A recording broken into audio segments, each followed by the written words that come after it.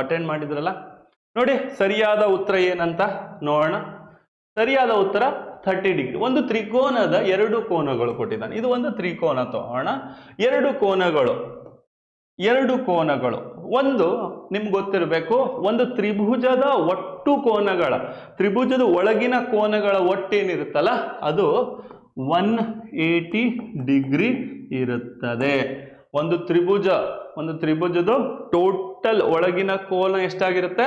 180 degree ಆಗಿರುತ್ತೆ. So ಅದರಲ್ಲಿ ಒಂದು ಕೋನ ಒಂದು ಭಾಗ ಇದ್ರೆ ಮತ್ತೊಂದು 2 ಭಾಗ ಇರುತ್ತೆ ಅಂತ ಹೇಳಿದ್ದಾನೆ.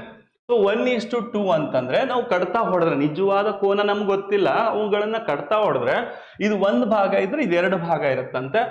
ಈ ಕೋನಗಳ ಮತ್ತು ಈ ಕೋನಗಳ ಮೊತ್ತವು 3ನೇ ಕೋನಕ್ಕೆ ಸಮನಾಗಿರುತ್ತೆ. ಇವೆರಡರದ್ದು ಮೊತ್ತ ಎಷ್ಟು? 1, 2, 3.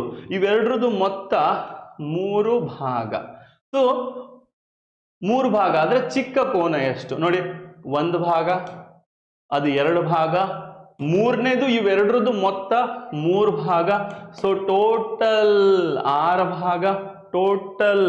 ಭಾಗ. ಸೊ ಕೋನಗಳ ಬಗ್ಗೆ ನಮ್ಗೆ ಗೊತ್ತಿದೆ. 6 ಭಾಗ 180 ಡಿಗ್ರಿ ಆದ್ರೆ ಚಿಕ್ಕ ಕೋನ ಎಷ್ಟಾಗುತ್ತೆ? ಸೊ 6 × 30, ಇದು 1 × 30. ಸೊ 30 ಡಿಗ್ರಿ ಆಗಿರುತ್ತೆ. ಆಪ್ಷನ್ ಬಿ ಸರಿಯಾದ ಉತ್ತರ.